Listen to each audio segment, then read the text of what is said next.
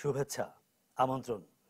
Diamond সিমন্ড প্রসঙ্গ চট্টগ্রাম অনুষ্ঠানে আপনাদের সবাইকে স্বাগত জানাচ্ছি। সাথে আছি আমি ফখরুল ইসলাম। প্রিয় দর্শক, আমরা এই ডায়মন্ড সিমেন্ট প্রসঙ্গ চট্টগ্রাম অনুষ্ঠানে সমসাময়িক নানা বিষয় নিয়ে কথা বলে থাকি। আজকের আলোচনার বিষয় চট্টগ্রাম বন্দর। এ বিষয়ে আলোচনা করার জন্য স্টুডিওতে দুজন অতিথি উপস্থিত রয়েছেন। প্রথমে তাদের সাথে আপনাদের পরিচয় করিয়ে দিচ্ছি। আমার বামে প্রথমে রয়েছেন জনাব জাফর আলম, তিনি চট্টগ্রাম বন্দরের সাবেক সদস্য, অ্যাডমিন অ্যান্ড প্ল্যানিং। এবং এরপরে রয়েছেন জনাব এস এম আবু তৈয়ব, তিনি ইন্টারন্যাশনাল বিজনেস ফোরাম চট্টগ্রাম চ্যাপ্টারের প্রেসিডেন্ট। আপনাদের দুজনকে স্বাগত জানাচ্ছি। Thank you. আমরা প্রথমে একটু জাফর ভাই আপনার কাছে যাব। এই মুহূর্তে চট্টগ্রাম বন্দরের সবচেয়ে আলোচিত বিষয় হচ্ছে এনসিটি। এনসিটির যে অপারেটর নিয়োগ, নতুন অপারেটরের কাছে হস্তান্তর ইত্যাদি ইত্যাদি। এর মধ্যে আপনি নিশ্চয়ই জানেন যে বিদেশি অপারেটর নিয়োগের একটা প্রক্রিয়া চলমান রয়েছে এবং আগামী 6 জুলাই বর্তমানে যে অপারেটর দায়িত্বে আছে সাইড পাওয়ারটেক, তাদের সাথে চুক্তির মেয়াদ শেষ হচ্ছে। তো একটা বিষয় এখানে এসছে যে এই 6 তারিখের পরে 7 জুলাই থেকে দায়িত্বটা কে নিবে। যেহেতু বিদেশি অপারেটর নিয়োগের প্রক্রিয়াটি একটি সমসাময়িক সময় সাপেক্ষ বিষয়, সে পর্যন্ত কি হবে, অথবা এর মধ্যে অন্য কেউ ইন্টারিম হিসেবে দায়িত্বটা নিতে পারে কিনা। দুইটা বিষয় হচ্ছে, একটা হচ্ছে বন্দর কর্তৃপক্ষ নিজেরও এক ধরনের প্রস্তুতি নিচ্ছে যে যদি অপারেটর নিয়োগ না হয় তাহলে তারা হয়তো চালাতে পারে, অথবা ডিপিএম এর মেয়াদটা এক্সটেন্ড হতে পারে। মানে আপনি বিষয়টাকে কিভাবে দেখছেন, আসলে কোন পথে এগুলো ভালো হয় আর কি? ধন্যবাদ। আসলে এটি একটি খুবই বার্নিং ইস্যু। সবাই আলোচনা করছে যে চট্টগ্রাম বন্দরে বিদেশি বিনিয়োগ হবে কি হবে না, অথবা যে দেশি যে অপারেটর আছে তার চুক্তি শেষ হবে 6 জুলাই, 7 জুলাই থেকে কি অবস্থা হবে। এটি খুবই গুরুত্বপূর্ণ প্রশ্ন সবার মাঝে, চট্টগ্রামের লোকজনের মাঝে। আমাদের প্রথমে দেখা দরকার আসলে বন্দরের অপারেটর কি কাজ করে। অপারেটর যে বন্দরের পুরা কাজটা করে নাকি খুব ক্ষুদ্র একটা অংশের কাজ করে। বন্দরের কাজ কি এটা যদি আমরা দেখি, তো বন্দরের প্রধানত 3টি কাজ। একটি হচ্ছে তার চ্যানেল এবং নদীর চ্যানেল এবং জেটি তৈরি করে রাখা। 2 নম্বর কাজ হলো তার ইয়ার্ড এবং ইকুইপমেন্টগুলোকে তৈরি করে রাখা। 3 নম্বর কাজ হলো যে হ্যান্ডেলিং, সে কন্টেনার জাহাজ থেকে নামানো, রাখা এবং ডেলিভারি দেওয়া। এবং কার্গোরও একই ক্ষেত্রে, কার্গোর ক্ষেত্রে নামানো, রাখা অথবা ডেলিভারি দিয়ে দেওয়া, এই কাজটি। টার্মিনাল অপারেটর শুধুমাত্র ওই হ্যান্ডেলিং এর কাজটা করে। এবং হ্যান্ডেলিং এর কাজটাকে সহজভাবে যদি আমি বোঝাতে চাই, তাহলে আপনি যদি কমলাপুরে যান, চট্টগ্রাম থেকে নামলেন বড় বড় 2-3টা সুটকেস নিয়ে, আপনি কুলিকে ডাকবেন, কুলি সেটা মাথায় নিবে অথবা ট্রলিতে নিবে, নিয়ে স্টেশনের বাইরে আরেকটা গাড়িতে তুলে দিবে। এইটুকুই দায়িত্ব হচ্ছে কিন্তু একজন টার্মিনাল অপারেটরের। আর যদি এর চেয়ে অতিরিক্ত দায়িত্ব যেটা হচ্ছে, যদি কোনো কেউ যদি আনে পণ্য, অনেকগুলো একটা কন্টেনারের মধ্যে অনেকগুলো মিলে, যেমন ট্রান্সপোর্ট এজেন্সিতে আমরা আমাদের পণ্য দিয়ে দেই যে তুমি এটা নিয়ে যাও, অনেকের পণ্য এলসিএল গুলা, সেই পণ্যটা খুলে ওখানে ডেলিভারির বিষয়টাতে সহায়তা করে। এইটা হচ্ছে, এই কাজটা হচ্ছে শুধুমাত্র টার্মিনাল অপারেটরের। তার মানে এই অপারেটরের কাজের সাথে সামগ্রিকভাবে বন্দরের কাজ, যেটা যাতে অনেকগুলো স্টেক হোল্ডার জড়িত, কাস্টম জড়িত, ডিজি রেন্ডার্স, কার্গো জড়িত, এরকম আরও 50-60টা স্টেক হোল্ডার, অংশীজন জড়িত, যাদের বিনা পোর্ট কিন্তু চলে না। তার মানে টার্মিনাল অপারেটর খুব ক্ষুদ্র একটি অংশ। এবং এই অপারেটরের ঠিক ওই কুলির মতো যে ভিতরে কন্টেনারে তার সুটকেসের ভেতরে কি আছে তার দেখার অধিকার নেই, পোর্টের যে কোনো পোর্টের টার্মিনাল অপারেটরের ওই অধিকার নাই কন্টেনারের ভিতরে কি আছে। এটা দেখবে কাস্টমস, শুল্ক নির্ধারণ করবে এবং করবে।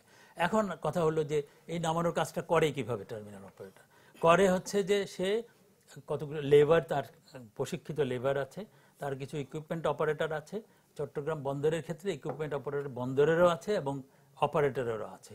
সে এগুলোকে ব্যবহার করে নামানো উঠানোর কাজটা করে। এর সাথে একটি আইটির সংযোগ আছে, টার্মিনাল অপারেটিং সিস্টেম, টস আছে। এইগুলোকে ব্যবহার করে সে এই কাজগুলো করে।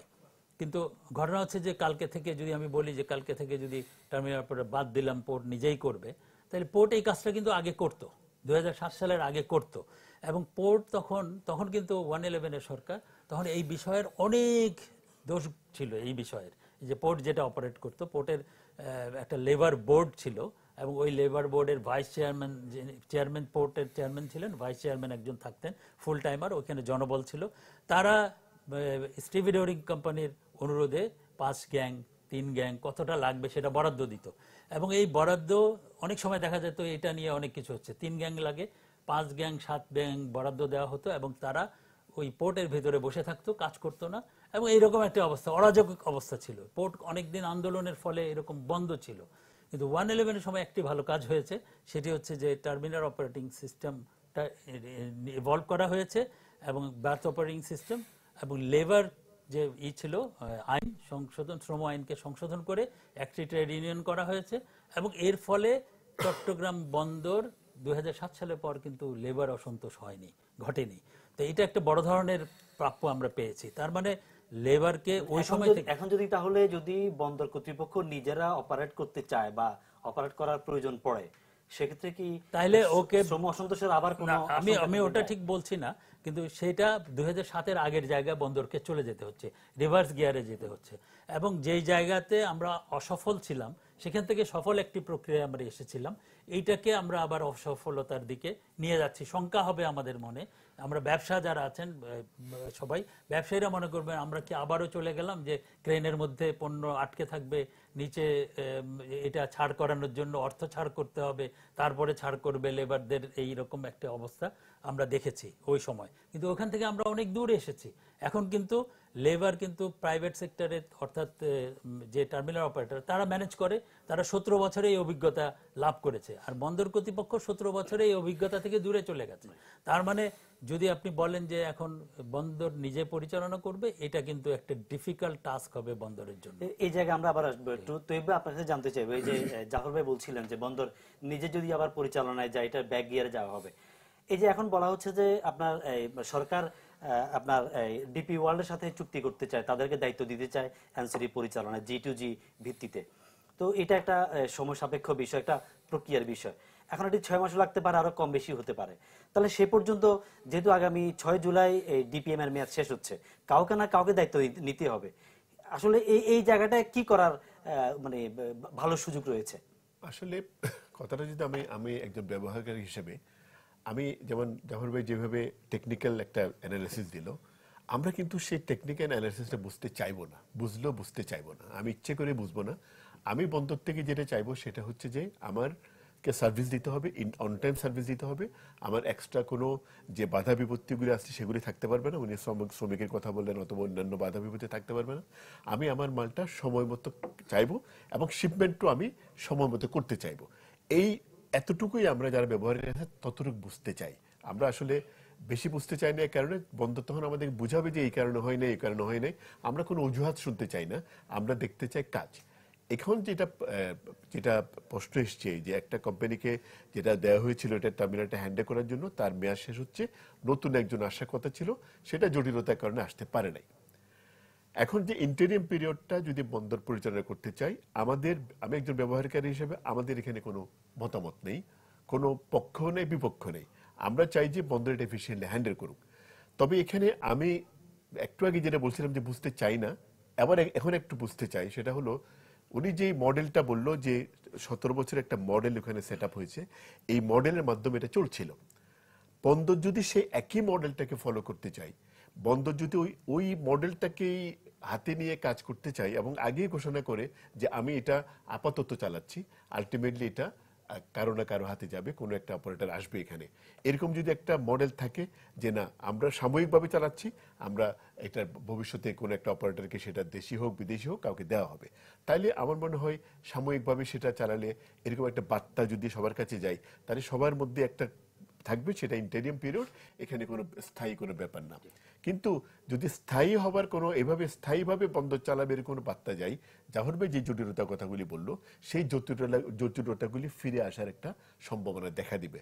ওখানে আমাদের আপত্তিটা থাকবে যে ভাই আপনি যেভাবেই চালান, কিন্তু আলটিমেটলি আমাকে সার্ভিসটা আপনাকে দিতে হবে। এই জায়গায় জাফর ভাই আমি একটু ফিরে আসতে চাই। এই যে অপারেটর নিয়োগ নিয়ে যে জটিলতাটা অনেকদিন ধরে চলে আসছে, আন্দোলন সংগ্রাম হচ্ছে, ক্ষোভ বিক্ষোভ হচ্ছে, একটা পক্ষ বলছে যে আমরা বিদেশি অপারেটর চাই না। এখানে একটা বিষয়টা পরিষ্কার হওয়া দরকার, বন্দরে বিদেশি বিনিয়োগ আসছে, বিদেশি বিনিয়োগকারীও আসছে, সেটা কিন্তু বন্দরের মূল অবকাঠামোর বাইরে। আপনার বে টার্মিনালে আসছে, পিসিডিতে আসছে, আপনার এই লালদিয়ার চরে আসছে। আমরা এটা নিয়ে পরে আলাপ করব। এখন একটা বিষয় হচ্ছে যে বন্দরের ভিতরে বিদেশি বিনিয়োগকারী নিয়ে যে এই যে আপত্তি, এই যে ক্ষোভ বিক্ষোভ, G2G ভিত্তিতে সরকার যে ডিপি ওয়ার্ল্ডকে আনতে চায়, এটাতে বাধা কোথায়? মানে এলে আসলে আপনার কি মনে হয়, মানে ভালো মন্দ আপনি কিভাবে দেখছেন?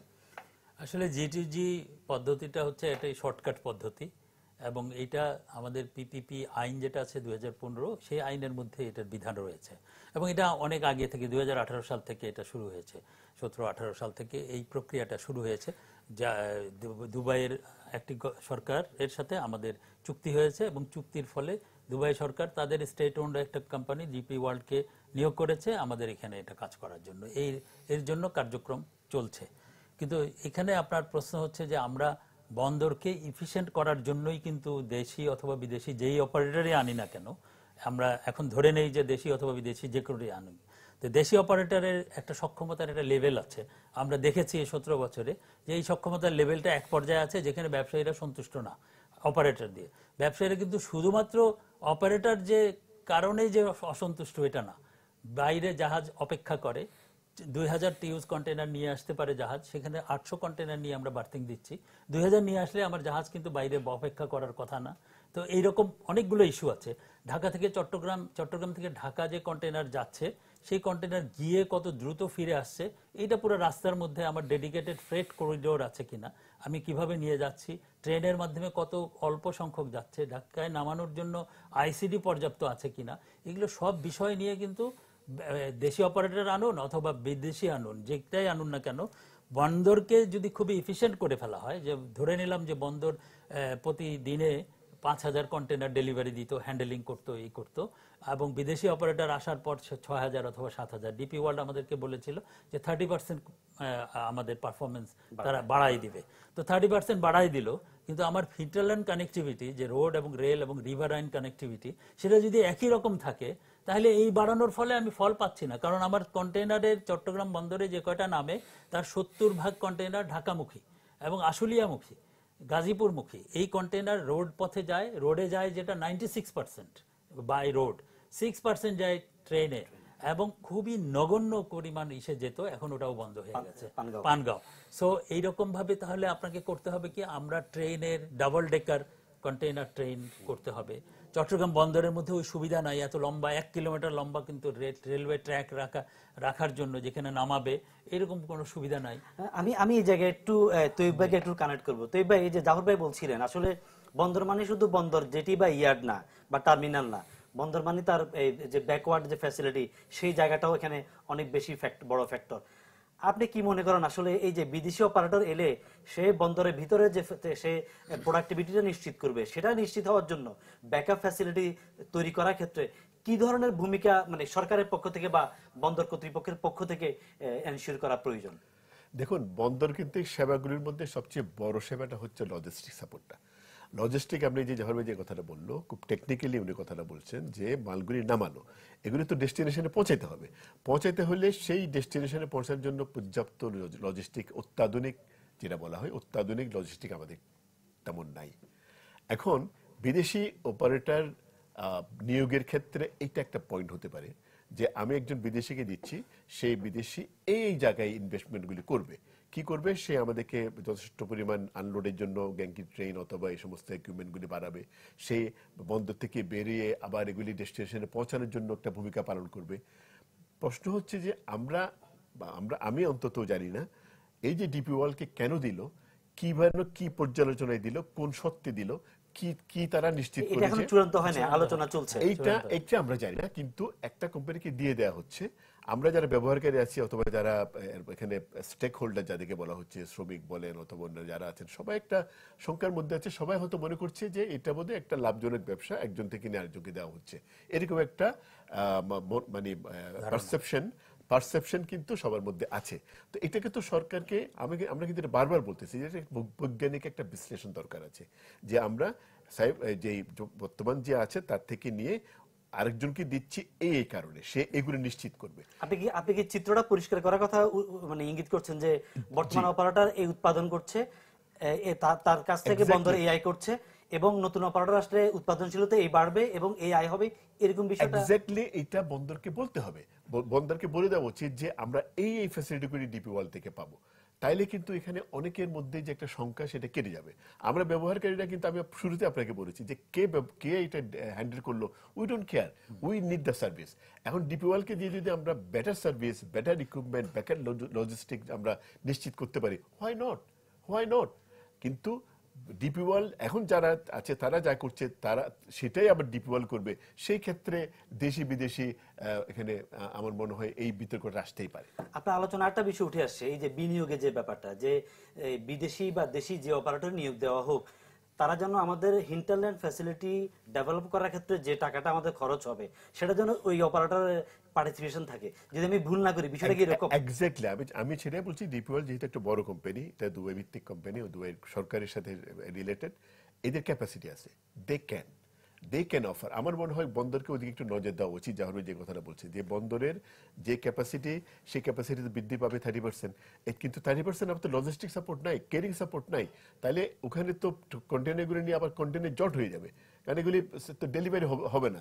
এরকম একটা সিচুয়েশনে আমার মনে হয় একটা কম্পোজিট একটা ইয়েতে যাওয়া উচিত ডিপি ওয়ার্ল্ডের সাথে, কম্পোজিট ডিলে, যে ভাই শুধু হ্যান্ডেলিং করে না, তোমাকে এই কাজটা করতে হবে, let's give us A offer, কিভাবে করতে পারো, কি ইকুইপমেন্ট তুমি আনতে পারো। এই যে অত্যাধুনিক অনেক যানবাহন বেরিয়ে গেছে, কিন্তু একসাথে বেশ কিছু কন্টেনার নিয়ে একসাথে যেতে পারবে, অথবা আধুনিক ধরনের অনেক কিছু আসছে। কেন, ওরা তো রেলেও তো এটা সংযোজন করতে পারে, যে ঠিক আছে আমরা রেলে নিয়ে যাবো, দেখেন ইনভেস্ট, এগুলো কোনো অনেক বড় সংকট, অনেক বড় ইনভেস্টমেন্ট না, কিন্তু পাওয়ার অনেক বড় সংকট না। এটা যদি রেলের সাথে যদি তারা কিছু যোগ করে, এটা বড় কিছু না। আমার কথা হচ্ছে যে যেহেতু আমরা একটা পরিবর্তিত বাংলাদেশে আছি, আমরা চাই যে একটা পরিবর্তিত, একটা পরিকল্পিত একটা প্ল্যান, যে ডিপি ওয়ার্ল্ডকে দিয়ে বন্দর এভাবে লাভবান হবে।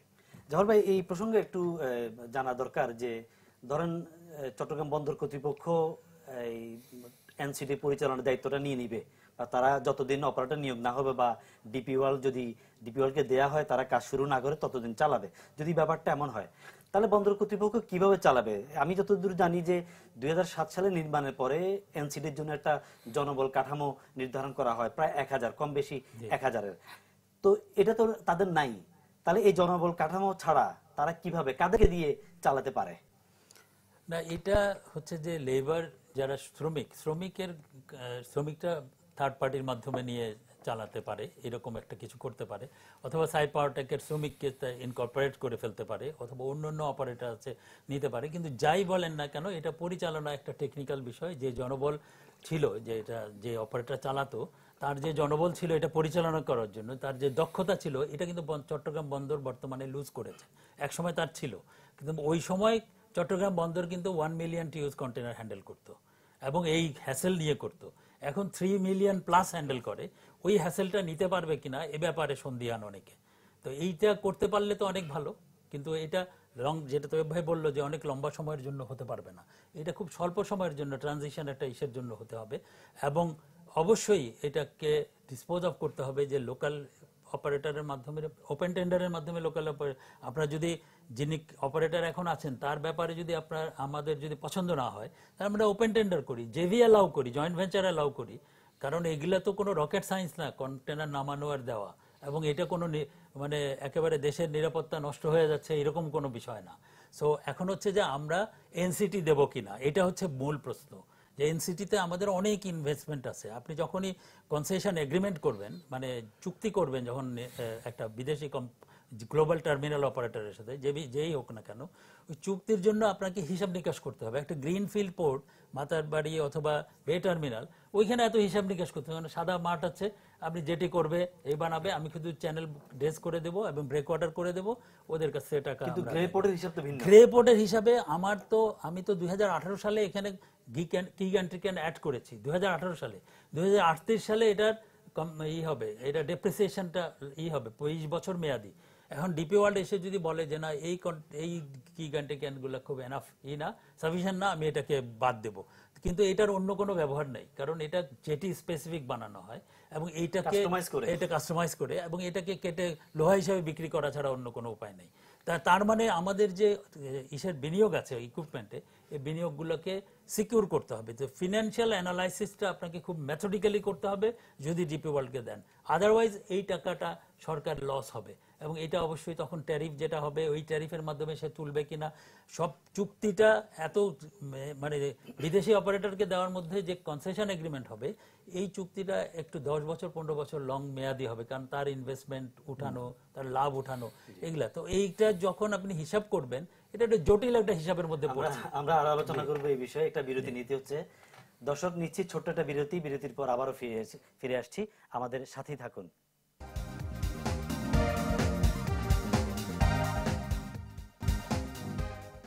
দর্শক, বিরতির পর আবারও ফিরে এলাম।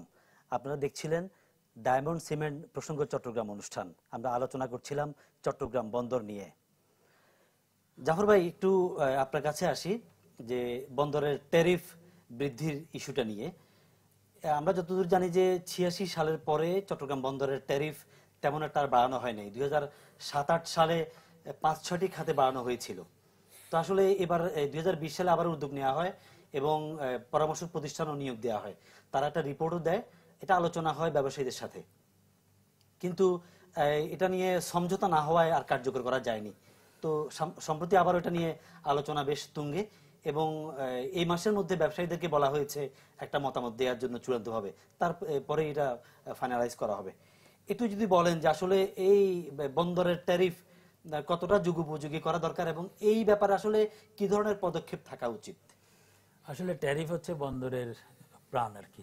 এই ট্যারিফের মাধ্যমে বন্দর তার কস্টটা তুলে আনে, কারণ বন্দর চলে কিন্তু কস্ট বেসড ট্যারিফে।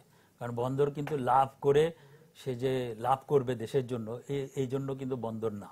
বন্দর করে কি ট্যারিফের মাধ্যমে সে মানে আর্ন করে, পোর্টটা রান করে এবং ডেভেলপ করে অথবা রিপ্লেস করে। যে আমি ইকুইপমেন্ট কিনলাম 100 কোটি টাকার, আমি 20 বছর মেয়াদি, 20 বছর পরে আমার যাতে 100 কোটি টাকা থাকে, আর্ন রান অ্যান্ড ডেভেলপের জন্য অথবা নতুন টার্মিনাল বানানোর জন্য এই অর্থটা আমার হাতে থাকতে হবে। তো এখন আমাদের একটা সাধারণ ধারণা বন্দরের হাতে অনেক টাকা, অনেকই অর্থ আছে, কিন্তু আমাদের ইকোনমির একটা মোমেন্টাম ছিল যে সামনের দিকে চলে আসার এবং খুব দ্রুত বেগে বাড়ছে। এইরকম একটা ইকোনমির জন্য 6-7% যে ইকোনমির গ্রোথ, এইটার জন্য প্রতি ডিকেডে একটা 10 বছরে একটা করে টার্মিনাল লাগে করতে। কিন্তু আমরা দুঃখজনকভাবে এইটা কিন্তু প্রতি 10 বছরে করতে পারিনি অনেকদিন ধরে। আমরা শুধুমাত্র 3টি টার্মিনাল যেটা যুক্ত হয়েছে সেটাও কিন্তু পুরোপুরিভাবে এখনো চালু হয়নি, পতেঙ্গা কন্টেনার টার্মিনাল। সো ওই ট্যারিফে তাহলে আমাদের টাকাটা ট্যারিফের অর্থগুলো যাচ্ছে কোথা থেকে আসছে? এটা হচ্ছে ট্যারিফের অর্থ, আমরা ইকুইপমেন্ট কিনছি, নতুন করে মাতার বাড়িতে আমরা জমি কিনেছি, আমাদের সরকারও আবার 4-5 হাজার কোটি টাকা বন্দর থেকে নিয়ে গেছে। তো এটা কিন্তু আগে ছিল না, 2020 সালে আইন হয়েছে না, এটা পুরোপুরি নিয়ে গেছে। তো তার মানে যে চট্টগ্রাম বন্দর যে এখনই একটা সম্প্রসারণে যাবে তার অর্থ দিয়ে, এবং সরকারের আবার বিধি আছে যে সরকার কোনো অর্থ দেবে না বন্দরকে সম্প্রসারণের জন্য, বন্দরকে তার ওইখান থেকে আয় করতে হবে। তার মানে ট্যারিফটা দিয়ে এটা তাকে তুলে আনতে হবে। কিন্তু এইখানে সবচেয়ে বড় একটা অংশ ট্যারিফ দিয়ে অবশ্যই আসে, আর এই অংশ হচ্ছে যে বিনিয়োগ হয়নি অনেক দিন, যার ফলে কিছু অর্থ রয়ে গেছে যেটা সরকার নিয়ে গেছে, কিছু আরো আছে, কিছু পেনশনের অর্থ, এগুলো থেকে বন্দর কিন্তু অনেক সুদ পায় এফডিআর করে, এটা থেকে অনেক সুদ পায়। এটা হলো একটা আয়। আরেকটা আয় হচ্ছে চট্টগ্রাম বন্দরে যে কোনো সময়ে আপনি দেখবেন যে 30-35 হাজার টিউজ কন্টেনার আছে। তার মানে 4 দিন ফ্রি টাইমের পরেও অনেকগুলো কন্টেনার থাকে, স্টোর রেন্ট যেটা বলে আমাদের ওইখানে ভাড়া, বন্দরকে ভাড়া দেয়। তো কেউ যদি 20 দিন পরে নেয় কন্টেনার তাহলে বন্দর এটা আয় করছে। বাট এই আয় কিন্তু বন্দর করা উচিত, মানে উচিত না, বন্দরের এটা কিন্তু কাম্য আয় না। বন্দর তো কত দ্রুত ডেলিভারি দিবে, এবং এটা কিন্তু ব্যবসায়ের এন্ডে যায়। ব্যবসায়ীরা যত দ্রুত পণ্য নিয়ে চলে যাবে, কন্টেনার নিয়ে চলে যাবে, যত দ্রুত কাস্টমস তারকে ছেড়ে দিবে, রিলিজ অর্ডার দিবে এবং সে নিয়ে যাবে, তাহলে এই আয়টা কমে যাবে, এই আয়টাও কমে যাবে। এবং ওইদিকে যদি আপনি বিনিয়োগ করেন তাহলেও কমে যাবে। তো আপনি ট্যারিফটাকে অবশ্যই পরিবর্তন করতে হবে। ইন্ডিয়াতেও দেখেন মেজর পোর্টসের জন্য পার্মানেন্ট ট্যারিফ অথরিটি আছে, একটা স্থায়ী ট্যারিফ অথরিটি আছে, এবং তারা প্রতিদিন মুন্দ্রা পোর্টে আমি দেখেছি যে ওখানে প্রতিদিন টাগ বোটের চার্জটাকে পাবলিশ করে যে আজকে 22,000 টাকা, কালকে 21,000 টাকা, কারণ তেলের মূল্যের সাথে ওঠানামা করে। আপনি পার্মানেন্ট যদি ট্যারিফ অথরিটি থাকতো তাহলে প্রতিদিন অল্প অল্প করে অ্যাডজাস্ট করতে বড় ধাক্কা লাগতো না। যেহেতু বিরোধিতা এখন হচ্ছে, আপনি বললেন যেটা যে 2020 সালে যেটা হয়েছিল, আমরা ড্যানিশ কোম্পানি অথবা কাকে দিয়েছিলাম, তো ওখানে যদি এটা যদি ধীরে ধীরে হতো, সহনশীল হতো। এখন একবারে যদি 50%-60% হয় তাহলে তো এটা হবে না। এবং তাহলে বন্দর কিভাবে টিকে আছে? ট্যারিফটা যখন করা হয়েছিল এটা ডলারে করা হয়েছিল, এবং ডলারের কারণে ডলারের এখন মূল্য, এবং যখন করা হয়েছিল তখন 40-45 টাকা অথবা 50 টাকা ছিল, এখন 120-22 টাকা। এইটা হচ্ছে, আপনি ডলারে ইনকাম যদি ধরেন পোর্টের, সেটা কিন্তু কমছে এটা মনে হবে, কিন্তু টাকায় দিলে পরে বাড়ছে। অতএব ট্যারিফটা অবশ্যই অ্যাডজাস্ট করতে হবে যাতে বন্দর তার এই আয় দিয়ে, শুধুমাত্র কন্টেনার হ্যান্ডেলিং এবং হ্যান্ডেলিং এর আয় দিয়ে বন্দর চলতে পারে। আমার ওই বিনিয়োগ অর্থ যেটা এই সাথে স্টোর রেন্ট থেকে পেলাম, যেটা এইটার দিকে না তাকিয়ে এই পরিমাণ ট্যারিফ হওয়া উচিত। এবং কোনোভাবে আয় করার, মানে আয় করে অন্য জায়গায় টাকা দেওয়ার এই প্রবণতা বন্দরের জন্য ব্যবসায়ীদের উপর চাপ তৈরি করবে। আপনি 5,000 কোটি টাকা দিয়ে ফেললেন, এটা তো সব বন্দর অন্য জায়গায় ব্যবহার করতে পারছে। তবে জাফর ভাই, যে ট্যারিফের একটা বডির কথা বলছেন, যে একটা যদি বডি থাকে তাহলে এই রেগুলার এটাকে ট্যারিফটাকে হালনাগাদ করা হবে। এই যে এই ব্যাপারে আপনার মতামত কি, এবং ট্যারিফ নিয়ে আপনাদের ব্যবসায়ীদের বর্তমান অবস্থানটা একটু যদি বলেন। আমি আপনাকে একটা জিনিস একটু পরিষ্কার করে বলতে চাই, আপনি ট্যারিফ বাড়াবেন, ট্যারিফ আপনার, আমি জাফর ভাইয়ের শেষ কথাটাই একটু শুরু করতে চাই, সেটা হলো যে বন্দর আয় করার কোনো ব্যাপার না, বন্দর একটা সার্ভিস। দেশের ব্যবসা বাণিজ্য, শিল্প কারখানা এগুলিকে চলমান রাখার জন্য, খাদ্যদ্রব্যের সরবরাহকে চলমান রাখার জন্য বন্দর একটা গেটওয়ে। এই গেটওয়ের মাধ্যমে বন্দর এই সার্ভিসটা দিবে, বন্দর এখান থেকে আয় করে রাস্তা বানাবে, ঘাট বানাবে, সরকারকে দিবে, এই সমস্ত ব্যাপারে কিন্তু বন্দরের কাজ না। এখন যে আপনি আমাকে ট্যারিফ বাড়াতে বলছেন, আপনি যখন একজন ব্যবসায়ীকে অথবা একজন ব্যবহারকারীকে বলবেন যে আমি ট্যারিফ বাড়াবো, তখন সেই ব্যবসায়ী যদি বলে যে গত বছর তোমার এখানে জটের জন্য, তোমার এখানে দেরি হওয়ার জন্য, তোমার এখানে সার্ভিসের জন্য আমাদের এত এত কোটি টাকা নষ্ট হয়েছে। আসলে যেটা হয়েছে, যেমন এই মুহূর্তে বন্দরে জট চলছে, বন্দরে এখন একটা কন্টেনার খালি করতে অনেক সময় লাগছে। এই যে সময়টা লাগছে সেটাতে কিন্তু আমাদের অনেক ক্ষতি হয়ে যাচ্ছে, আমাদের প্রোডাকশনে ক্ষতি হচ্ছে, আমাদের বায়ার এটা মেনে নিচ্ছে না, আমাদের বায়ার এটা ডিসকাউন্ট দিচ্ছে। এই সমস্ত বিভিন্ন জটিলতার মধ্যে বন্দর কিন্তু বছরকে বছর চলে আসছে, কোনো সমাধান কিন্তু বন্দর আমাদেরকে দিতে পারে নাই। যেমন আমি বলি, এখন আজকের সমস্যাটা হয়তো আলাদাভাবে যদি করি, প্রতি বছর 2 ঈদে 2টা জট হয়, প্রতি ঈদে হয়, এটা অবধারিত অবধারিত, এবং এটা যুগ যুগ ধরে হয়ে আসছে, কিন্তু এটার কোনো রেমেডি নেই। কিন্তু এটা তৈব ভাই, যে আপনারা ব্যবসায়ীরা খালাস নেন না বলেই তো এটা বেশি এরকম বলা হয়ে থাকে। এটা দোষটা আমাদের উপর চাপানো হয়, কিন্তু উদ্যোগটা নিতে হবে বন্দরকে। কিরকম বন্দর এখন করে কি, বন্দর বলতে আমি খোলা আছি, তুমি ডেলিভারি নিয়ে যাও। এখন দেখা যাচ্ছে কাস্টম বন্ধ, দেখা যাচ্ছে ব্যাংক বন্ধ, এই ধরনের বন্ধ, বিভিন্ন ধরনের বন্ধ, আমাদের কারখানাগুলো বন্ধ থাকে, আমাদের শ্রমিক থাকে না। এই সমস্ত জটিলতা রয়ে গেছে, যার জন্য আমি একটা কথা বলি, সেটা কতটুকু ন্যায়সঙ্গত আমি জানি না, বন্দরটাকে, বাংলাদেশের চট্টগ্রাম বন্দরটাকে অলওয়েজ জরুরি অবস্থায় রাখা ভালো। এটা এখানে ইমার্জেন্সি, স্টেট অফ ইমার্জেন্সি এরকম থাকে, বন্দরে সবসময় জরুরি অবস্থায় বলবৎ থাকা উচিত। কেন? এই যে এখনকার যে ঘটনাটা ঘটতেছে, এই ঘটনায় কি আমরা গত ঈদে কি প্রোডাক্টিভিটি পেয়েছি? ঈদের 10 দিনের বন্ধের মধ্যে খোলা ছিল বন্দর ব্যবস্থা করেছে, কিন্তু সেটা আমরা পাই নাই। আমি ওদিকে যাচ্ছি না, আমি যে কথাটা বলছি, বন্দর আমার ট্যারিফ বাড়াবে, কিন্তু আমার ক্ষতিটা তাকে হিসাবটা করতে হবে, যে একটা ব্যবহারকারী পুরো বছর ধরে কি পরিমাণ ক্ষতির সম্মুখীন হয়েছেন। এখন আমার ক্ষতিটা কিন্তু আপনার ট্যারিফ। আপনি যদি আমাকে কুইক সার্ভিসটা দিতে পারতেন, আপনি যদি আমাকে আমার ওদিকে কস্টটা কমাতে পারতেন, তাহলে যদি আপনি আমাকে কস্টের, মানে যেটা একটু আগে যাহরে বলতেছিল যে কি ইকুইপমেন্ট এনে সার্ভিসটা বেটার হবে, সার্ভিস আমি যদি দিনে দিনে কন্টেনারটা পেয়ে যাই, আমি কিন্তু আপনি একটু ট্যারিফ বাড়ানো মাইন্ড করবো না। কিন্তু আপনি আমাকে দিতে পারছেন না, এই অবস্থায় যদি বলে আপনাকে দামও বাড়িয়ে দিচ্ছি, তাহলে কিন্তু এখানে আমাদের অবজেকশনে রয়ে গেছে। সবচেয়ে বেশি ইম্পর্টেন্ট, বাংলাদেশে এখন বৈদেশিক মুদ্রার অসম্ভব ধরনের সংকট চলছে। এই সংকটে বৈদেশিক মুদ্রার যে খাতগুলি, এটা তৈরি পোশাক একটা বড় খাত, এই খাতটাকে কিন্তু নিরবিচ্ছিন্ন রাখতে হবে। তাদের কি করতে হবে, আমাদের প্রতিদ্বন্দ্বী দেশগুলি যেভাবে একটা অফার দিচ্ছে, ওই অফারটার মধ্যে আমাদেরকে থাকতে হবে। এখন যদি বন্দর যেভাবে একটা প্রস্তাব করেছে, খসড়া করেছে, যে ট্যারিফটাকে ওরা নিয়ে আসছে সামনে, এই ট্যারিফটা যদি বলবৎ করা হয়, আমি একদম আপনাকে নিশ্চিতভাবে বলতে পারি আমাদের রপ্তানিতে বড় ধরনের একটা আঘাত আসবে। কারণ এমনিতেই ট্রাম্প ট্যারিফ অথবা অন্যান্য কারণে আমরা এমনিই প্রতিযোগিতার সম্মুখীন, আমাদের প্রতিযোগীদের দেশগুলোর তুলনায় আমরা খুব কাছাকাছি চলে আসছি।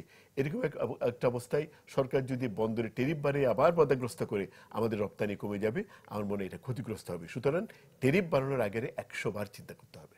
এই এত সংকটের মধ্যেই কিন্তু বন্দরে প্রবৃদ্ধি আছে কন্টেনার হ্যান্ডলিং এ। এবার এই যে বছর শেষের 15 দিন আগেই কিন্তু 4.63% প্রবৃদ্ধি হয়েছে। আপনার কি মনে হয় জাফর ভাই, আপনি দীর্ঘদিন বন্দরে ছিলেন, অভিজ্ঞতা থেকে যদি বলেন যে কন্টেনারের প্রবৃদ্ধি একটা বন্দরের যে সক্ষমতার যে ইন্ডিকেশন, এটা কতটা আসলে ইন্ডিকেটর? এটা কি আসলে মনে হয় যে বন্দরের প্রবৃদ্ধি হচ্ছে অনেক বেশি, বন্দর ডেভেলপ হচ্ছে, অর্থাৎ মানে সক্ষমতার জায়গাটা কি ইন্ডিকেট করে কিনা? না, সক্ষমতা তো অবশ্যই ইন্ডিকেট করে যে বন্দর আগাচ্ছে, কিন্তু আপনি যদি নামায় যদি বন্দরের ভেতরে ইয়ার্ডেই রেখে দেন, ডেলিভারিটা না হয়, সেটা যেটা তুমি ভাই বললো যে ওনার প্রেমিসিসে যদি না পৌঁছায়, তার কারখানায় যদি না পৌঁছায়, তাইলে তো কোনো লাভ হলো না। যে ঈদের ছুটিতে পড়ে থাকলো, ঈদের ছুটির সময় আবার ট্রেলার চালানো বন্ধ থাকে মানুষের জন্য। আমাদের কোনো ডেডিকেটেড ফ্রেট করিডোর নাই, আমাদের একদম ডেডিকেটেড ফ্রেট করিডোর থাকতো, যেমন ইন্ডিয়াতে করে ফেলছে মুন্দ্রা পোর্ট থেকে মুম্বাই একেবারে ডেডিকেটেড ফ্রেট করিডোর। এইরকম কিছু একটা থাকলে পরে আমরা কি করি, যখন এই ট্রেলার যায় যেই রাস্তা দিয়ে, ওই রাস্তার পাশে আমি গাড়ি চালায় যাই, বাসে যাই, এবং পুরা জীবনের ভয় নিয়ে আমরা যাই। কিন্তু এইটা সারা দুনিয়াতে কোথাও এরকম হয় না, বড় বড় ট্রেলার চলছে এখানে। তো আমাদের ট্যারিফটা আসলে মানে যে ট্যারিফের কথা বলা হচ্ছে, যে ট্যারিফ বাড়ানো অথবা কমানো, এটা হচ্ছে অবশ্যই কস্ট বেসড হতে হবে, কোনোভাবে আয় করার পর থাকা যাবে না এখানে, এবং এইটাকে যৌক্তিক পর্যায়ে রাখতে হবে। যেমন আমি যদি ধরি, আপনারা এইখানে যে ট্রাকবোর্ডের চার্জ আছে, আমরা দেখেছি যে মাতার বাড়িতে যে ট্রাকবোর্ডের চার্জ হয়, সেটা কখনোই আমাদের ট্যারিফের সাথে সামঞ্জস্যপূর্ণ হয় না, কারণ এটা করা হয়েছিল কর্ণফুলির জন্য। অতএব এখানে পরিবর্তন আনতেই হবে যৌক্তিকভাবে। এইটা ইনক্লুসিভ ওয়েতে সবাইকে নিয়ে, স্টেক হোল্ডারকে নিয়ে আমরা যদি করি, তাহলে এই ট্যারিফটা সহনীয় হবে। এবং এই ট্যারিফটা যদি আয় বর্ধক কোনো কাজের মতো যদি না হয়, আয়ের জন্য প্রত্যাশায় যদি না করা হয়, কারণ পোর্ট হচ্ছে কস্ট বেস ট্যারিফে চলবে। কিন্তু এখন প্রশ্ন আসে যে দেশি অপারেটর, বিদেশি অপারেটর, তারা কিন্তু এখান থেকে কি আয় করবে না? তারা তো আয় করবে। তার মানে এখানে আয়ের একটা বিষয় আছে, এবং ট্যারিফটাকে যদি বিদেশি অপারেটরের জন্য হাই এন্ডে ফিক্স করা হয়, তাহলে কিন্তু আবার ব্যবসায়ীদের জন্য ক্ষতিগ্রস্ত হবে ব্যবসায়ীরা। কিন্তু আমি একটা হিসাব করেছি আমার মতে, সেটা হচ্ছে যে আমাদের যে অপারেটর, তাদের প্রতি ঘন্টায় কন্টেনার হ্যান্ডেলিং করে হয়তো 20টা, এবং আমরা গ্লোবাল টার্মিনাল অপারেটরের কন্টেনার জাহাজ থেকে নামানোর রেট দেখেছি 30 থেকে 35টা। তো যদি $50 আমাদের একটা কন্টেনার হ্যান্ডেলিং এর জন্য হয়, তাহলে বিদেশি অপারেটর 35টা করে যে টাকা আয় করবে, ওরা কম করবে। তারা কিন্তু তখন কম্পিটিটিভ ওয়েতে এটা কমাই ফেলতে পারবে। কি ট্যারিফের উপরেরটা লক হবে, নিচে কম্পিটিশনে নামবে, উপরের দিকে যাওয়ার কোনো সুযোগ নেই। এক্সিস্টিং ট্যারিফের মধ্যেই বিদেশি অপারেটরকে যদি দেওয়ার কথা সিদ্ধান্ত করে, তাহলে এই ট্যারিফ বাড়ায় দুইটা জিনিস একসাথে করে দেওয়া যাবে না, যে একটা বিদেশি অপারেটরও দিচ্ছি, ট্যারিফও বাড়াচ্ছি। এরকম হলে কিন্তু এটা বাস্তবায়নযোগ্য কোনো সলিউশন হবে না। এই যে সেবার যে বিষয়টা, আমরা একটু যদি একটা মানে কন্টেনার উঠানো বা সংখ্যা, জাফর ভাই বললেন যে বন্দরের একটা ডেভেলপমেন্টের ইন্ডিকেটর এটা, কিন্তু একই সাথে বন্দরের একটা বড় জায়গা হচ্ছে টার্ন অ্যারাউন্ড টাইম। আপনারা বলে থাকেন যে একটা জাহাজ বন্দরে এলো, লোড আনলোড করে কত দ্রুত চলে গেল, সেটার উপর কিন্তু আপনাদের হ্যাপিনেস নির্ভর করে। এবং ওয়ার্ল্ড আপনার ইকোনমিতে বা শিপিং সেক্টরে কিন্তু এটা একটা বড় ফ্যাক্টর হিসেবে কাজ করে। আপনার কি মনে হয় চট্টগ্রাম বন্দরে এখন জাহাজের যে গড় অবস্থানকাল বা টার্ন অ্যারাউন্ড টাইম, সেটা কতটা স্বস্তিদায়ক? এটাকে আমি মন্দের ভালো বলবো। মন্দের ভালো। আজকের থেকে 10 বছর আগে পোর্টের থেকে আজকের পোর্ট ডেফিনেটলি অনেক বেটার পজিশন আছে, অ্যাপ্রিসিয়েট করতেই হবে। কিন্তু এটা কিন্তু এটা দিয়ে আমি সন্তুষ্ট না, অথবা এটা নিয়ে ওই বসে থাকলে চলবে না। এখন আপনি যে কথাটা বললেন যে এফিসিয়েন্সির উপরে কিন্তু কস্টটা ডিপেন্ড করে। আপনি কত এফিসিয়েন্টলি হ্যান্ডেল করলেন, তাইলে আপনার কস্টটা কমবে। আর আপনি বন্দর আছে, আপনার গ্যাংকি ট্রেন আছে, দামি ইকুইপমেন্ট আছে, আপনি ওই ঘন্টায় 30টা নামবে, আপনি 15টা করে করলেন, 10টা করে করলেন, এটাও একটা কাজ হচ্ছে, চলছে, কিন্তু 30টা তো আপনি করতে পারলেন না। এখন আপনাকে কিন্তু আমরা গ্লোবাল যে কম্পিটিশন, এই কম্পিটিশনে আমরা যারা এক্সপোর্ট ব্যবসা করি, আমাদের কিন্তু কস্ট কমতেছে দিন দিন, আমাদেরকে বায়াররা টাকা কম দিচ্ছে, কিন্তু আমরা আমাদের এফিসিয়েন্সি দিয়ে, টেকনিক দিয়ে সেই টাকাটা কভার করছি। আমরা না যে আমরা বেতন, শ্রমিকদের বেতন কমিয়ে দিচ্ছে না, কিন্তু শ্রমিকদের বেতন প্রতি বছর বাড়তেছে, অথবা প্রতিবার এদের ন্যূনতম মজুরির সময় বাড়তেছে, ওটা রয়ে গেছে, ওটা বাড়তেছে। কাপড়ের দাম বাড়তেছে, কিন্তু গার্মেন্টসের দাম কমতেছে, কিন্তু কেউ বসে নেই। কাপড়ের মিলে বসে নেই, গার্মেন্টস ফ্যাক্টরি বসে নেই, বায়ারও বসে নেই। এফিসিয়েন্সি দিয়ে যার লেভেল থেকে এফিসিয়েন্সি দিয়ে আমরা সেটাকে কভার করছি। বন্দরকেও কিন্তু একই পদ্ধতি যেতে হবে। বন্দরের জন্য, চট্টগ্রাম বন্দরের জন্য পুরো পৃথিবীর বন্দরগুলি চলবে না, কারণ পৃথিবীর বন্দরগুলি তাদের ইকুইপমেন্ট দিয়ে, অত্যাধুনিক যন্ত্রপাতি দিয়ে, উনি যে করিডোরের কথা বললো, আলাদা রাস্তা সৃষ্টি করে, এগুলি কিন্তু করা অনেক আগেই উচিত ছিল। আজকে স্বাধীনতার 50 বছর পরে এসেও কিন্তু আমরা এই এই একটা করিডোর, উনি যেটা বললেন, Dhaka Chittagong is not a big way. আমরা মদিনা থেকে বোম্বে অনেক দূরে, কিন্তু চট্টগ্রাম থেকে ঢাকা যাওয়ার জন্য অত বেশি লম্বা রাস্তা না, শর্টকাট করা যায়। সুতরাং এখানে আমাদের কথা হলো যে আমরা আসলে সামগ্রিকভাবে জিনিসগুলিকে কখনো চিন্তা করি না। আমরা পিসমেল হিসেবে এই কাজগুলি করে আমাদের দেখা যায় কি, ওই একটা প্রবলেম সলভ করতে গিয়ে আরেকটা প্রবলেম সৃষ্টি করে ফেলতেছে। এইটা না করে আমি মনে করি this is the right time. এই রাইট টাইমে এই যে এখন যে সরকার আছে, সেই সরকার থেকে আমরা অনেক কিছু প্রত্যাশা করি। আমাদের ডক্টর ইউনূস সাহেবের যে সরকার, এই সরকার থেকে অনেক কিছু আমরা প্রত্যাশা করি। এই সরকারের আমলে আমরা একটা পরিকল্পনা চাই চট্টগ্রাম বন্দরকে নিয়ে, কিভাবে এফিসিয়েন্সি বাড়ানো যাবে, কিভাবে ক্যাপাসিটি বাড়ানো যাবে। এই যে বে টার্মিনালকে নিয়ে উনি অলরেডি পাস হয়ে গেছে বলে একনেকে, আমি যতটুকু জানি, নাকি একনেকে এটা বলতে পাস হয়েছে। বে টার্মিনালটা আমাদের খুবই জরুরি। আমার মনে হয় বে টার্মিনালের কাছে দ্রুত গতিতে আমরা এই বে টার্মিনাল এবং অন্যান্য আমাদের যে সক্ষমতা জায়গাগুলো নিয়ে আরো কথা বলবো। একটা বিরতি নিচ্ছি, ফিরে এসে আরো কথা হবে। দর্শক, নিচ্ছি আরো একটা বিরতি, আমাদের সাথেই থাকুন, ফিরছি একটু পর।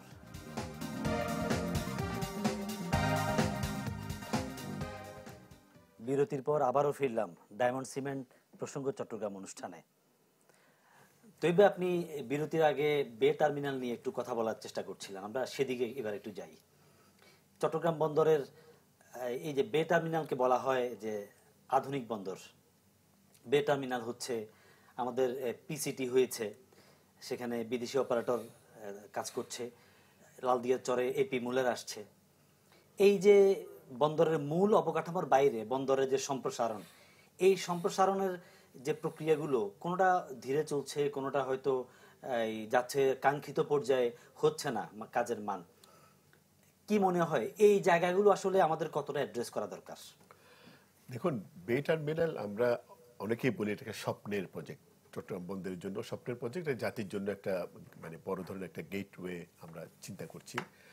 আমরা কেন করছি? আমরা প্রত্যাশা করতেছি এই একটা অত্যাধুনিক একটা বিশ্বমানের একটা পোর্ট এখানে হবে, সব আধুনিক সুবিধা নিয়ে, যেখানে বড় বড় শিপ লাগতে পারবে, যেখানে এফিসিয়েন্সিটা ওয়েবে থাকবে, ইকুইপমেন্ট থাকবে, সব কিছু থাকবে, যাতে প্রোডাক্টিভিটি, যে আমি বারবার যে এফিসিয়েন্সির কথা বলতেছি, সেই এফিসিয়েন্সিটা কিন্তু মানে আপনি প্রযুক্তি দিয়ে করতে হবে। এখানে মানুষের কাঁধে করে কন্টেনার তো নিতে পারবে না, আপনাকে এটা প্রযুক্তি দিয়ে এগুলির ব্যবহারটা আনতে হবে।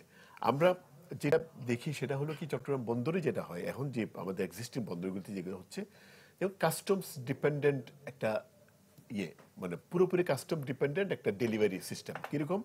এখানে অনেকগুলি কন্টেনার খোলা হয়, অনেকভাবে করা হয়, ভালো একটা স্ক্যানিং মেশিনিং এর ব্যবস্থা নেই, মানে দ্রুত দিয়ে এগুলি বেরোবে। এখানে কাস্টমস একটা বড় ধরনের বাধা কেন? এটা জাতীয় সত্ত্বেই কাস্টমস, আমি এটা বলছি না যে কাস্টমস এখানে অন্য কিছু, কিন্তু আপনাকে একটা নীতিগত একটা জায়গায় আসতে হবে যে আমার বন্দর ফ্যাসিলিটি কম, এই ফ্যাসিলিটিটাকে দ্রুতায়ন করার জন্য গ্রিন চ্যানেল, অথবা আরো দ্রুত গতিতে আরো উন্নত মানের স্ক্যানিং, অথবা কম স্ক্যানিং করে বিশ্বাস করে একটা করা।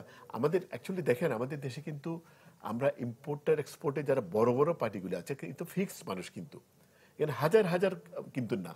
আপনি পোশাক শিল্পে দেখবেন যে নির্দিষ্ট সংখ্যক কিছু পার্টি, অথবা যারা বড় বড় ইম্পোর্ট করে তারাও কিন্তু নির্দিষ্ট সংখ্যক কিছু পার্টি। আমরা কিন্তু পার্টিগতভাবে এগুলো স্ক্যানিং করতে পারি। একটু যদি ইন্টারাপ্ট করি, এই যে আপনি স্বপ্নের বন্দরের কথা বলছিলেন বে টার্মিনালকে, এটা তো ওভার দ্য ইয়ার্স এটা কাজ হচ্ছে, চলছে, এগোচ্ছে, এরকম নানা প্রক্রিয়ার মধ্যে দিয়ে যাচ্ছে, এখনো অনেক দূর। এটা আসলে কতটা গতিশীল হওয়া উচিত? এটা আসলে আমরা সবসময় বলে আসছি যে চট্টগ্রাম বন্দরকে, মানে বে টার্মিনালকে জাতীয় অগ্রাধিকারে নাম্বার 1-এ তুলে আনা হোক। জাতির তো একটা অগ্রাধিকার থাকে যে আমি এগুলো আগে করবো, এগুলি পরে করবো। বে টার্মিনাল অ্যাকচুয়ালি ওয়ার্ল্ডে যে আমরা যে ইকোনমিক যে একটা রিভলিউশনের কথা চিন্তা করতেছি, এটার জন্য বে terminal is one of the কি পয়েন্ট ফর আস, বাংলাদেশের ইকোনমির জন্য। সুতরাং এটাকে জাতীয় অগ্রাধিকারের প্রথম জায়গায় আনতে হবে।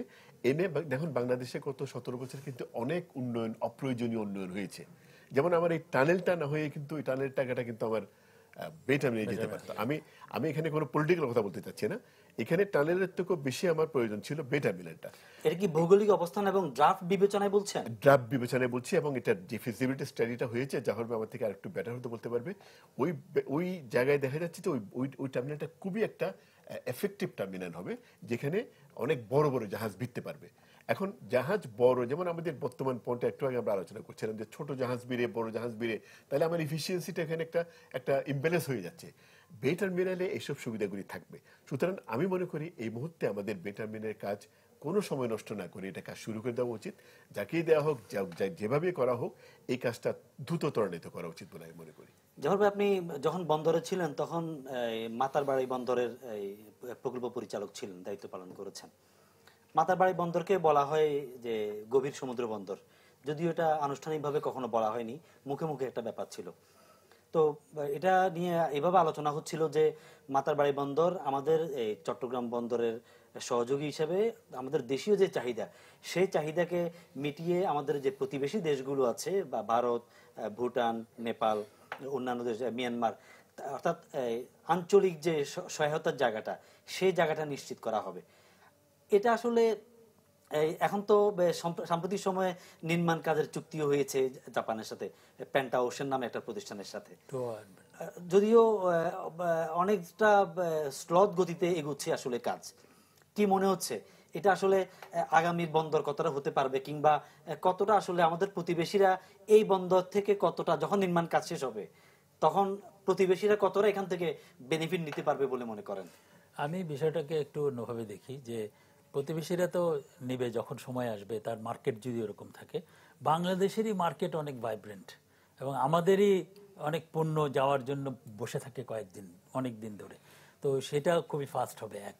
আর দ্বিতীয় হচ্ছে যে প্রতিবেশীদের যদি প্রয়োজন হয় এটার জন্য কিন্তু জাপান সরকার বাংলাদেশে যেমন মাতারবাড়িতে হেল্প করছে, এবং এই দিকে দক্ষিণ পূর্বাংশে যে সেভেন সিস্টারে এখানেও কিন্তু যোগাযোগ খাতে তারা উন্নয়ন ঘটাচ্ছে, যাতে তাদের কোনো প্রয়োজন হয় বন্দরের সুবিধা নিতে, সেটা এখান থেকে নিতে পারে। সেটা তাদের উপর নির্ভর করবে, আমাদের সাথে চুক্তির উপর নির্ভর করবে, কারণ বন্দর সবার জন্য উন্মুক্ত আসলে ব্যবহারের জন্য।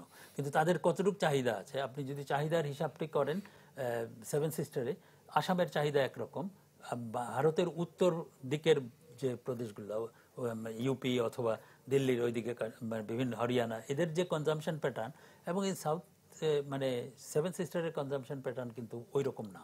অতএব কি ধরনের ভলিউম হবে এটা ব্যাপারে আমরা এখনো অবগত নয়। তো ওই জন্য ওইটা আমাদের থাকবে, কিন্তু আমরা আমাদের অভ্যন্তরীণ চাহিদার জন্যই আমাদের একটা বন্দর দরকার, বাংলাদেশের ইকোনমির জন্য কিন্তু বে টার্মিনাল হলে সেখানে কি প্রয়োজনীয়তা কমে যাবে?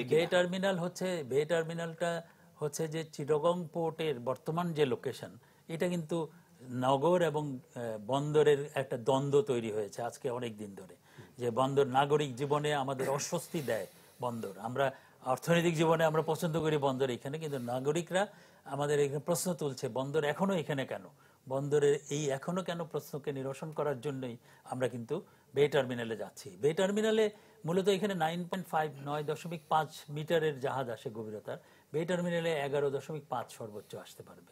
বে টার্মিনালে আমরা অনেকেই বলে থাকি যে এখানে চট্টগ্রাম বন্দরে জোয়ার ভাটা নিয়ে জাহাজ আসে, বে টার্মিনালেও জোয়ার ভাটা নিয়ে আসতে হবে। কারণ আপনি যদি 11.5 মিটার জাহাজ আউটার অ্যাঙ্কারেজে যেটা আসে, সেটা কিন্তু জোয়ার ভাটা নিয়ে আউটার অ্যাঙ্কারেজে আসে। আর জোয়ার ভাটা ছাড়া যদি আসতে হয়, তাহলে আউটার অ্যাঙ্কারেজ থেকে কুতুবদিয়া পর্যন্ত ড্রেজিং করতে হবে, সেই পায়রা বন্দরের মতো বিরাট ড্রেজিং, ওই ড্রেজিং এ যাওয়া। এক্ষেত্রে বে টার্মিনাল যদি ভাইব্রেন্ট হয় বা ব্যবহার উপযোগিতা নিশ্চিত হয়, তখন চট্টগ্রামের এখন যে বন্দর, এই বন্দরের ব্যবহার কি কমে যেতে পারে বলে মনে হয়? সারা দুনিয়ার প্যাটার্নটা যে আপনি যদি দেখেন, আমি লিভারপুল পোর্টে দেখেছি, সেই পোর্টটি এখন মিউজিয়াম এবং বিভিন্ন অ্যামিউজমেন্ট পার্ক করে ফেলেছে, যেখান থেকে বাংলাদেশে ইসের সময় ভারত যখন ব্রিটিশ অধীনে ছিল তখন পণ্য আসতো বিভিন্ন কিছু, এখান থেকে যাইতো ওইখানে, কিন্তু এখন আর ওইটা ব্যবহৃত হচ্ছে না। সারা দুনিয়াতে এরকম অনেক বন্দর সিটির ভিতরে চলে আসছে, তখন নাগরিকরাই বলেছে এটা আর সিটির ভিতরে থাকতে পারবে না, এটা চলে যেতে হবে। বন্দর তখন চিন্তা করে যে না, আমার টাইম হয়ে গেছে। বে টার্মিনাল এরকম একটি জায়গা যে না সিটি পোর্ট যে কনফ্লিক্ট শুরু হয়েছে এটা রিজলভ করবে, কারণ সিটির বাইরে ওটা, ওখান থেকে ন্যাশনাল হাইওয়েজ কাছে, ওখানে রেলওয়ে কানেক্টিভিটি দেওয়া যাবে এবং এইগুলো দিয়ে আমরা বন্দরকে অনেক এফিশিয়েন্ট করতে পারবো বে টার্মিনালে। 9.5 থেকে 11.5 এটা না বড় ধরনের জাম্প, আমরা ওখানে এটা সুবিধা পাচ্ছি। এবং যদি গ্লোবাল টার্মিনাল অপারেটররা ওটা করে তাহলে আমরা ওদের এফিসিয়েন্সির সুবিধা পাচ্ছি। এবং এফিসিয়েন্সি সুবিধার যেটা হচ্ছে, বাংলাদেশের আমাদের মাননীয় প্রধান উপদেষ্টা বলেছেন যে বাংলাদেশের লোকজন কিন্তু খুব দ্রুত ইমিটেট করতে পারে, আমরা কিন্তু শিখে ফেলতে পারি। আমাদের গার্মেন্টসের মেয়েরা যে কি নিখুঁতভাবে আমাদের জিনিসগুলো তৈরি করে, ইউজ টু হয়ে যায়। তো আমাদের যখন ওইরকম বিদেশি অপারেটররা ওইখানে আসবে, তো সব বিদেশিরা চালাবে না, আমাদের দেশের লোকজনই চালাবে। এবং আমাদের দেশের লোকজন যখন প্রশিক্ষিত হবে, তারা সারা দুনিয়ার বিভিন্ন জায়গায় তারা চাকরি নিয়ে যেতে পারবে। আমাদের লক্ষ্য তো মাল্টিপল এখানে লক্ষ্য টার্মিনাল। তবে এই পর্যায়ে একটু আসতে চাই এই সংস্কার নিয়ে। বর্তমান সরকার সংস্কারের বিষয়ে নানান উদ্যোগ নিচ্ছে। 2007-8 সালে আমি যতটুকু মনে আছে, জাফর ভাই অনেক ভালো জানবেন, আপনারাও দেখেছেন যে তখনকার তত্ত্বাবধায়ক সরকার বা যৌথ বাহিনী বন্দরে বিভিন্ন সংস্কার কার্যক্রম হাতে নিয়েছিল। এখন বন্দরে এই দীর্ঘ সময় পরে এসে আপনি কি মনে করেন যে আরো অনেক বিষয় আছে বা কিছু নির্দিষ্ট বিষয় আছে যেগুলোতে সংস্কার করা দরকার? দেখুন, সংস্কার চলমান থাকতে হবে। সংস্কার আমি যদি বলি 2011 যেটা আমরা বলে থাকি, 111 এর একটা বড় সাফল্য কিন্তু চট্টগ্রাম বন্দর, যেটা আমরা শুরুতে একটু করে বলেছিলাম। অনেক সংস্কার তখন হয়েছে যেগুলি খুব পজিটিভ সংস্কার ছিল। বন্দরের মধ্যে যে একটা চক্র অথবা যে একটা অরাজকতা একটা ছিল, সেগুলি থেকে বন্দর অনেকটা মুক্ত হয়েছে বলা যায়। কিন্তু এখনো অনেক সংস্কার এখানে প্রয়োজন। যেভাবে উনি টেকনিক্যাল মানুষ, উনি টেকনিক্যালি এটাকে অ্যানালাইসিস করেছেন যে বন্দরে এখনো আমরা বিভিন্ন জায়গায় বিভিন্ন ধরনের একটু গোলমাল দেখতে পাই। হ্যাঁ, এটা এই গোলমালগুলি আমি একেবারে পিন পয়েন্ট করতে চাই না, বাট আমি মনে করি এই সমস্ত যে সংস্কারগুলি করলে বন্দরের এফিসিয়েন্সিগুলি বাড়বে। সুতরাং এখানে বন্দরকে সবসময় একটা জিনিস খেয়াল রাখতে হবে, যেভাবে বললো আজকে যে বন্দর, সেই বন্দর ওখানে নাও থাকতে পারে, সে শিফট হয়ে অন্য জায়গায় চলে যেতে পারে। এটাও চলমান প্রক্রিয়া। যেমন আমরা আগে যে বিল্ডিং এ গার্মেন্টস ফ্যাক্টরি করেছিলাম, এখন সেই ফ্যাক্টরি এখন করতে পারতেছে না, এখন আমাদেরকে নতুন বিল্ডিং এ যেতে হচ্ছে। এবং পুরোনো বিল্ডিং গুলো এখন আপনি দেখবেন শহরের ভিতরে কোনো গার্মেন্টস নাই। আপনি আগে যে আন্দরকিল্লা গার্মেন্টস ছিল, আপনার চিটাগংয়ে যে বক্সিরহাটে গার্মেন্টস ছিল, দামানহাটে ছিল, ওই সমস্তগুলি কিন্তু আস্তে আস্তে বেরিয়ে অন্যদিকে চলে গেছে। সুতরাং বন্দরকেও কিন্তু বন্দরের নীতিমালা সংস্কার করতে হবে। এই জায়গায় নীতিমালার কথা বললেন তো এবার জাহর ভাই, যদি একটা বিষয় যে অনেকদিন ধরে বলে আসছেন যে চট্টগ্রাম বন্দরের ভিতরে যে FCL যে কার্গো ডেলিভারি দেওয়া হয়, সেটা সব পুরো কার্গোর প্রায় অর্ধেক, অর্থাৎ 50% বাইরে নিয়ে যাওয়ার কথা বলা হচ্ছে। এটা অনেকদিন ধরে হচ্ছে না। এই জায়গাটা ড্রাস্টিক কোনো অ্যাকশন নেওয়া যায় কিনা? ইনফ্যাক্ট বন্দরের ভেতরে যে কন্টেনার ডেলিভারি দেওয়া হয়, বিশ্বের কোনো বন্দরে এরকম ভাবে দেওয়া হয় না। 2-3টা কাজ করা হয় যেটা কিন্তু বন্দরের নামে হয়, কিন্তু বন্দর এটা করে না। এটা চাহিদা হচ্ছে কাস্টম বিভাগের। এবং কাস্টম বিভাগের জন্য যেমন প্রতিদিন 600 কন্টেনার তারা দৈব চয়নের মাধ্যমে নির্ধারণ করে, এটা বন্দরকে নামায় রাখতে হয়। পরের দিন সকালে কাস্টম ইন্সপেক্টর এসে ইন্সপেক্ট করবে। এটা কি দুনিয়ার সবচেয়ে শ্রেষ্ঠ পদ্ধতি? একেবারে অচল পদ্ধতি। শ্রেষ্ঠ পদ্ধতি দেখেছি আমি বিভিন্ন উন্নত বন্দরে, যে স্ক্যানারের ভিতর দিয়ে চলে যাচ্ছে, র্যান্ডমলি তারা একটা কন্টেনার ছড়লো, গেটের বাহিরে সিলেক্ট করলো। গেটের বাহিরে একটা স্টেট ইন্সপেকশন এরিয়া আছে, যেখানে সব লোকজন কাপড় চোপড় পরে রেডি আছে, যুদ্ধ অবস্থা। লরিটা যাওয়ার সাথে সাথে খুললো, খোলার পর এটা চেক করলো, 10 মিনিটের মধ্যে কিছু পাইলো না, সরি বলে ওকে ছেড়ে দিল। কিন্তু আমাদের এখানে তো একটা ইন্সপেকশনে পড়া মানে ওনারা বুঝে টের পায় যে কি অবস্থা হচ্ছে। কাস্টমসকে এই জায়গা থেকে বের হয়ে আসতে হবে। 10-12% ফিজিক্যাল ভেরিফিকেশন, এটা ভেরি ব্যাড। এবং এরপরে আসলো যে ওপেন LCL কন্টেনার, বন্দরের ভিতরে কোরবানির গরুর মতো ভাগ্য যোগ করা, বন্দরের ভিতরে পৃথিবীতে কোথাও হয় না। এটাকে অবশ্যই প্রাইভেট সেক্টরে নিয়ে যেতে হবে এবং বন্দরের বাইরে নিয়ে যেতে হবে, এবং এটা ICD কে দায়িত্ব দিয়ে দিতে হবে। জি, আপনাদের দুজনকে অনেক ধন্যবাদ এতক্ষণ সময় দেওয়ার জন্য। আমরা নিশ্চয়ই অন্য কোনো সময় আরো বিস্তারিত আলাপ করতে পারবো বন্দর নিয়ে। দর্শক, আজকের মতো এখানে শেষ করছি। এতক্ষণ আমাদের সাথে থাকার জন্য ধন্যবাদ সবাইকে। সবাই ভালো থাকবেন।